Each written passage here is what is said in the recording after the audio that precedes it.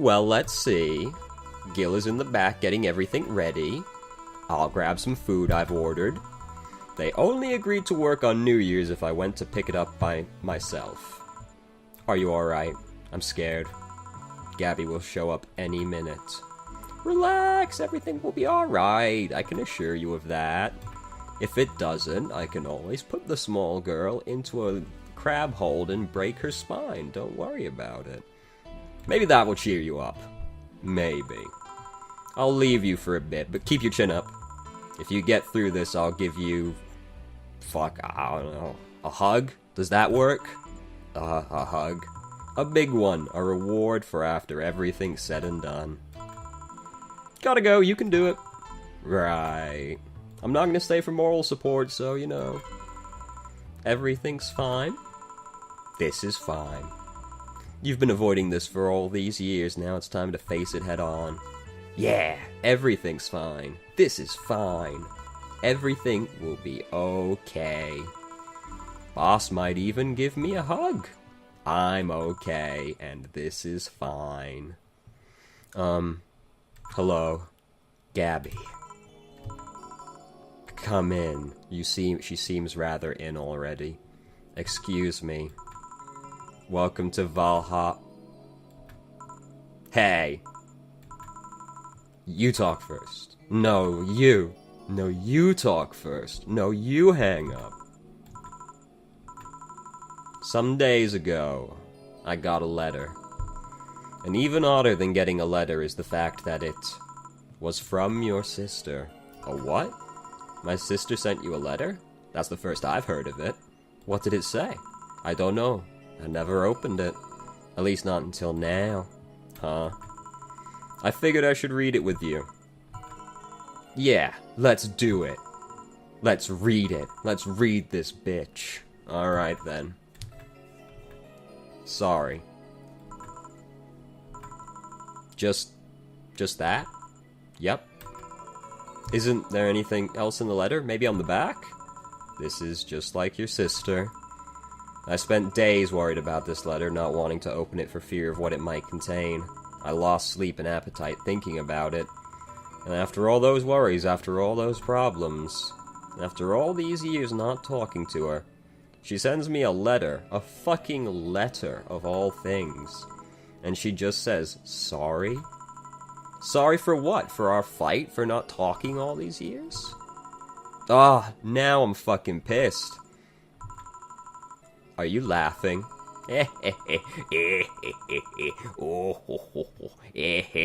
Sorry, I just... I remembered all the times my sis provoked you that way.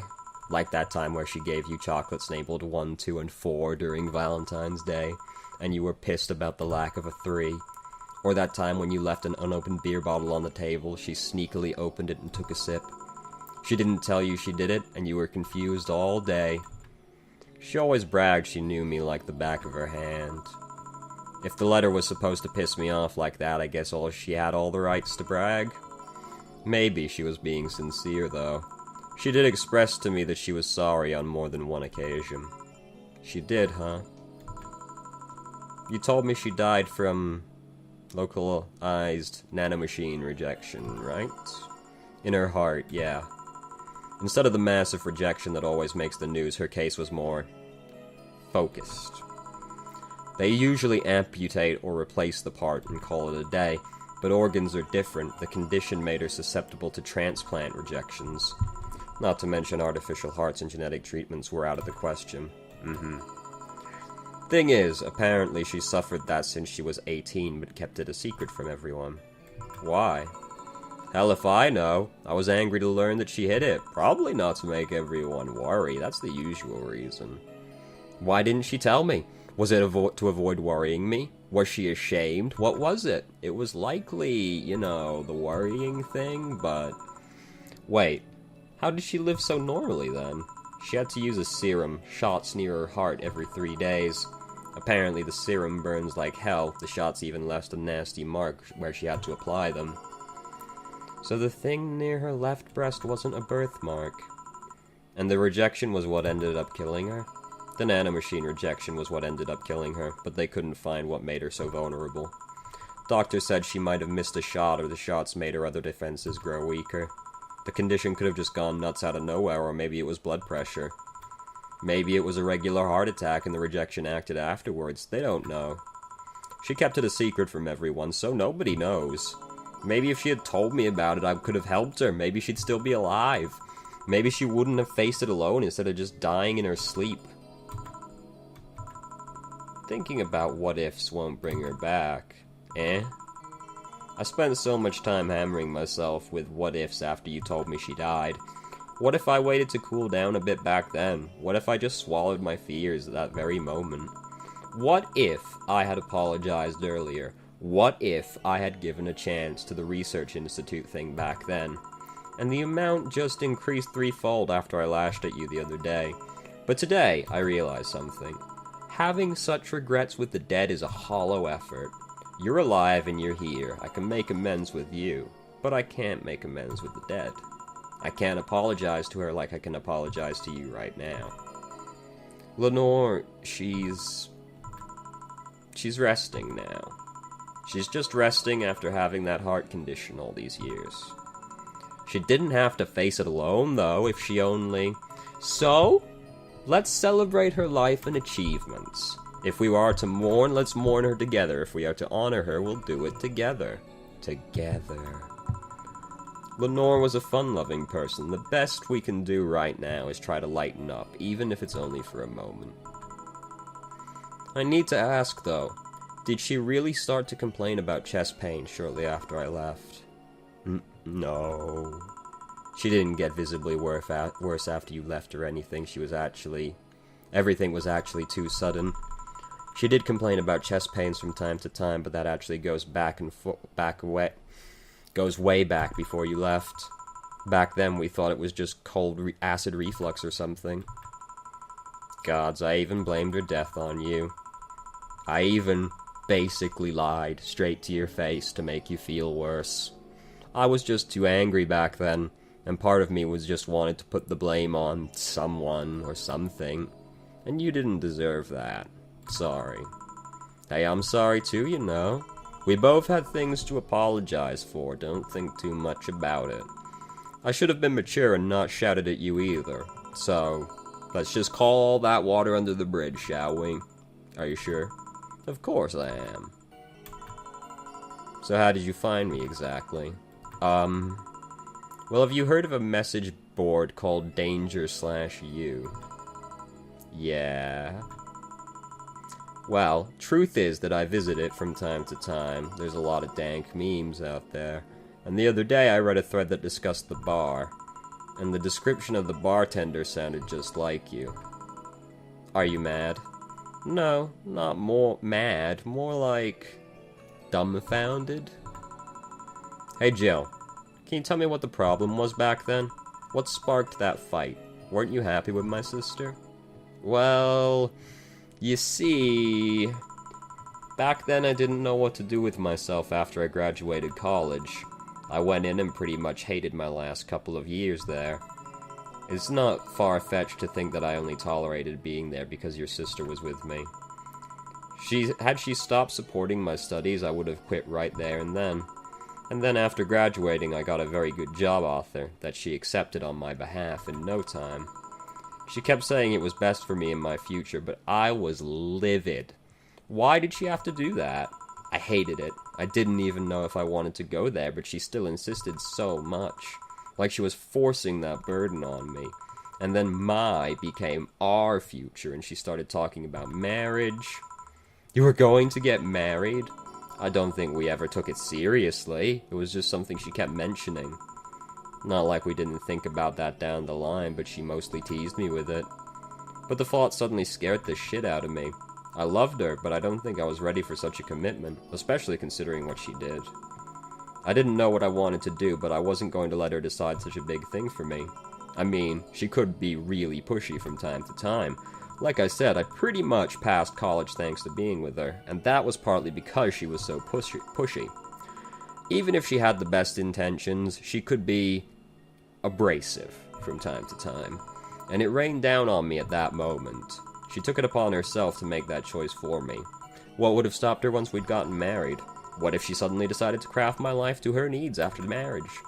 I knew her. She would do it thinking it was best for me. But what about my freedom, my say on the matter? So that's where you stopped loving Lenore? No. I never stopped loving her, which is why it hurts so much. But you have to understand.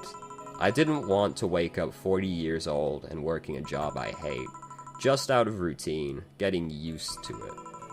I wanted a break from everything for a while to put my thoughts in order. Regroup myself, think carefully about what to do next. I can understand, I've sometimes felt the same, although I'm not even in college. So that's what led to you two fighting, huh? You know, the word fight makes it sound like we exchanged blows or something. It's all silly when I think back to it. Tragically silly. Maybe I was the one who started the fight, getting all defensive about not wanting to take that offer.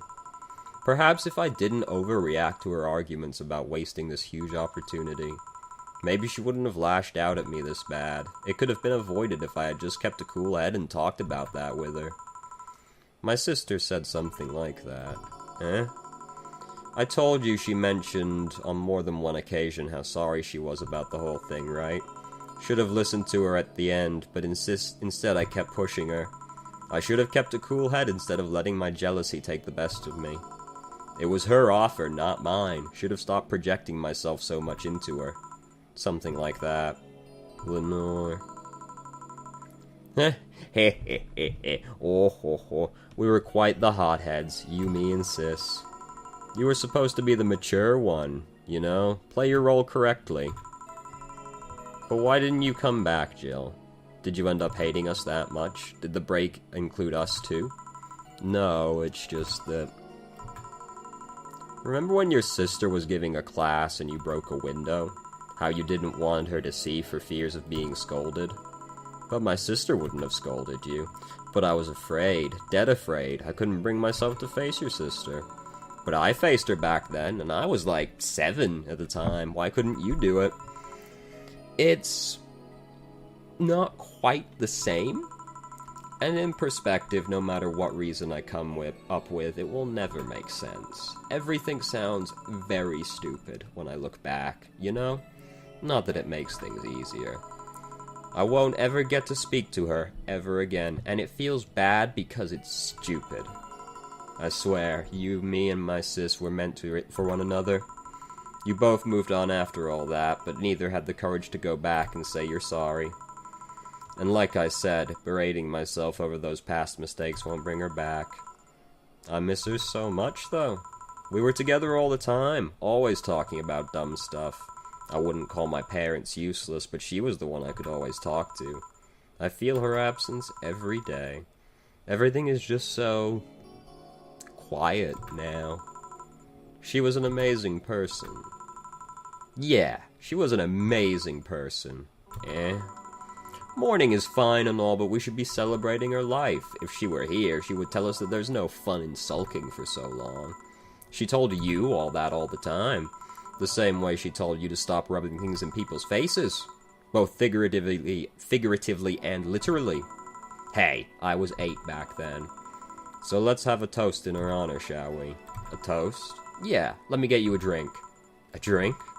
Don't worry, trust me. Let's make something to toast Gabby with, preferably something sweet. Well, you see. Grab this for a sec. Okay.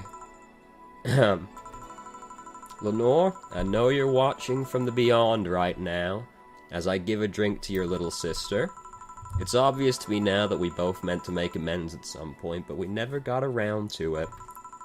I can't apologize to you anymore, but I can at the very least make you rest easier. So know that I'll look out for Gabby in your absence. I'll make sure Gabby grows into a fine woman, just like you were. I'll always be there for her. I'll be sure the little brat doesn't face the same problem you and I had. Hey, want to add anything? I'll always miss her. Don't say it to me, say it to her. That's a bit... Come on, just this once.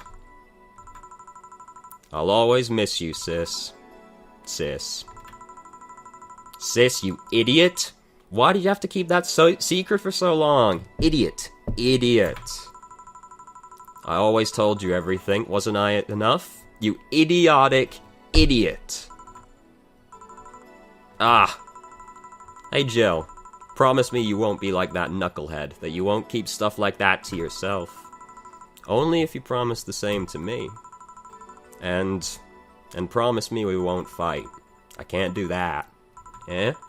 You and I are both too thick-headed. Sooner or later we'll clash on some opinion. But what I can promise is that I won't run away like last time. We'll both cool off and talk it over like the adults we are. I'm not an adult. Let's face it, you've been more mature than I have. Heh, heh, heh, heh, heh, heh, heh, heh. Hey, did you mean what you said? That you'll look after me? I'll always be here for you, Gabby. I mean, I'm not Lenore, but I wouldn't dare leave my little sister alone. Jill. Hey, wasn't this a toast? Right! For Lenore, faithful sister and girlfriend. Cheers. Cheers. So, about this drink.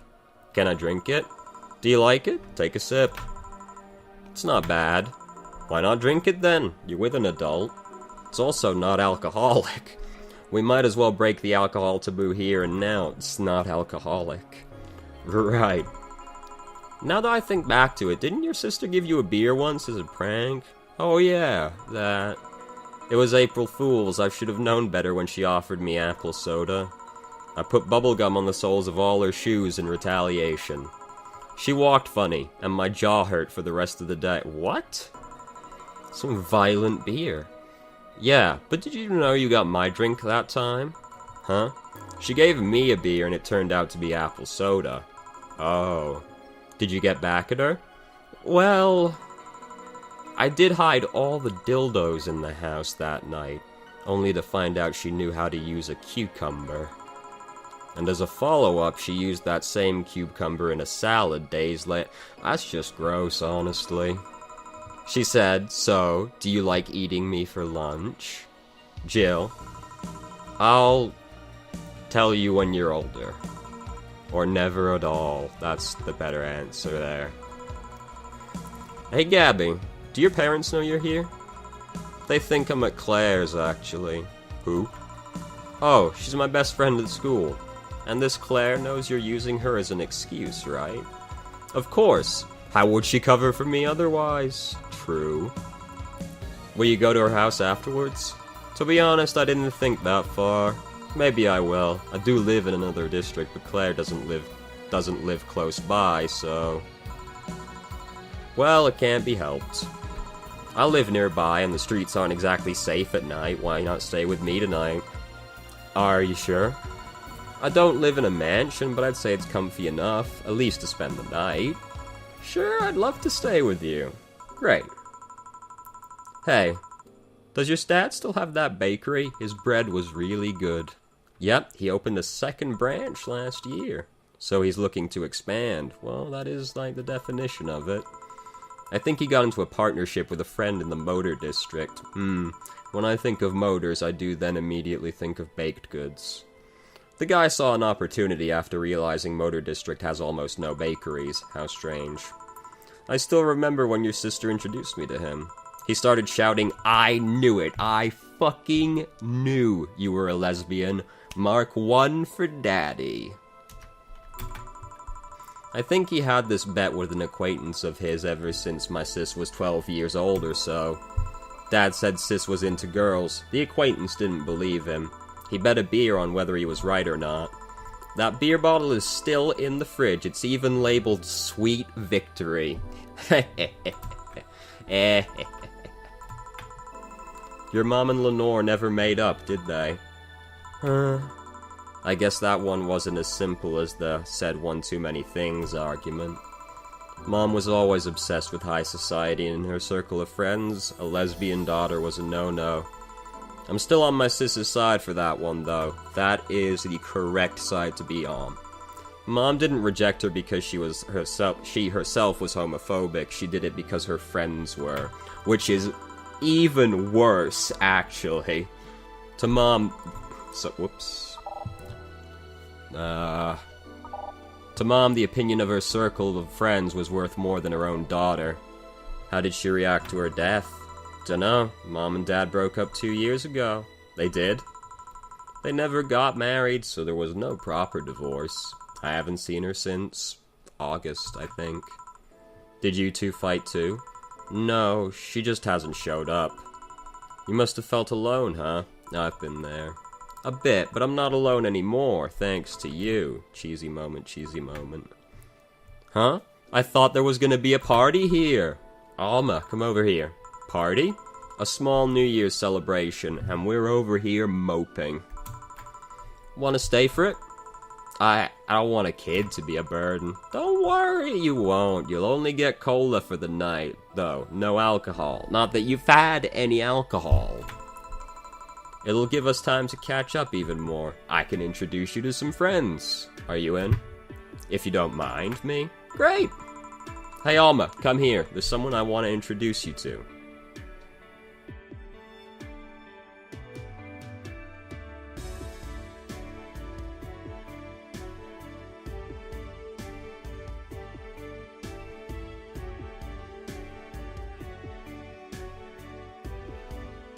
Wow, that was fun. Not done yet, though. There's like 4 other endings to get, so, you know.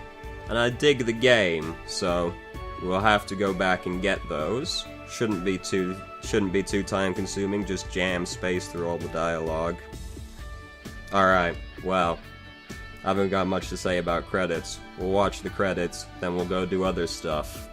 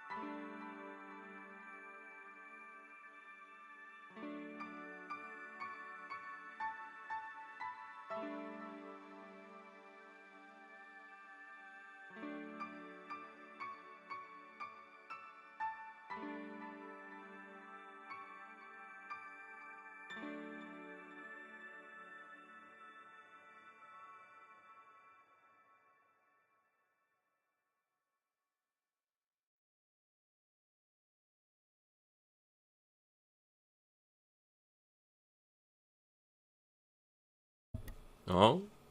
Wait?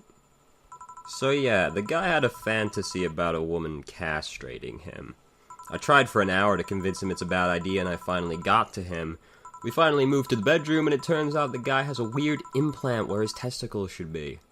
It's basically a removable ball sack.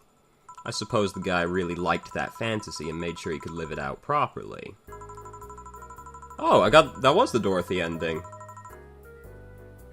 I thought we were supposed to do something with Say. I once saw a guy at the hospital in the emergency room after having been castrated to fulfill a fantasy. And I wonder if it's the same guy. I have enough problems with just one, you know? Just one what?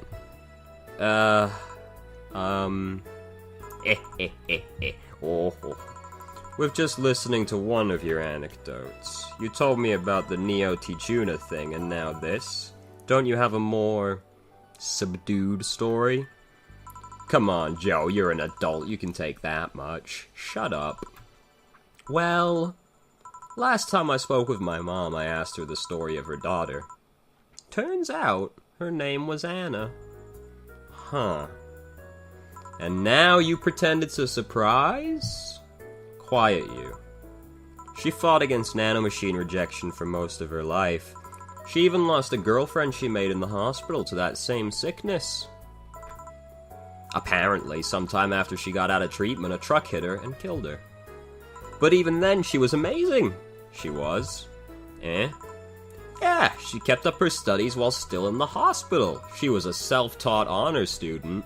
Not only that, but she also ranked among the top 5 candidates in at least 3 college admission exams. She also played the piano and guitar. Well, being confined to a room does that, I guess. I mean, fully able-bodied people can barely do half of that, but she practically accomplished all that by herself. And she also beat nanomachine rejection, a disease that only 2% of humans suffer, and even less survive. It took a trucking truck to take her down. She was great. And to think I'm sort of like her sister. Heh, silly Becky. Honey, did you say something? I did not. Weird. I swear I heard somebody call me Silly Becky. Come again? It's not uncommon for me to hear stuff from far away, and I think I've heard it nearby, but you're the only one nearby that knows my real name, so it was weird. Oh well, as I was saying, the ball sack guy. Oh.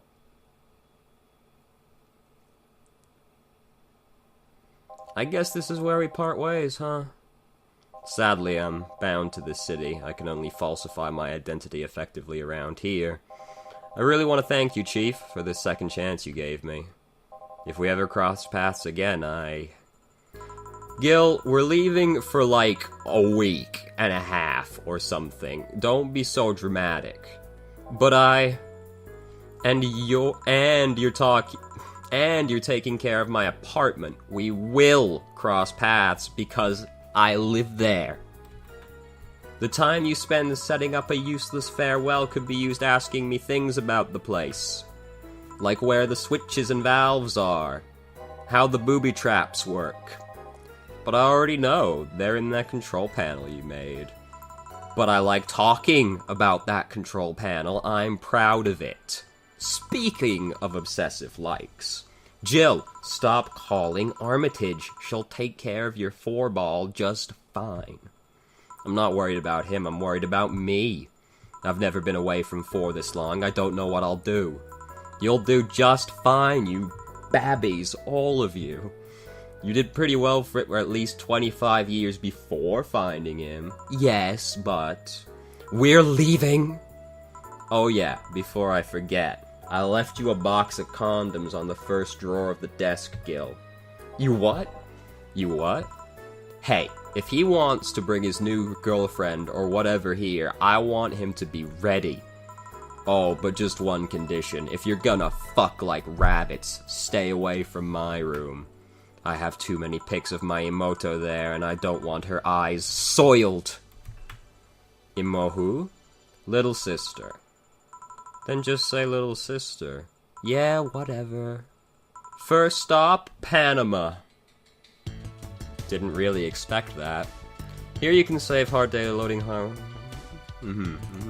I will indeed do so. Alright, that was actually way more of an ending than I thought it was. Apparently I got the Dorothy ending. Even though I was supposed to do something with Say. Maybe I did it by accident. Whatever. Anyway. There's still more endings, so... check back soon.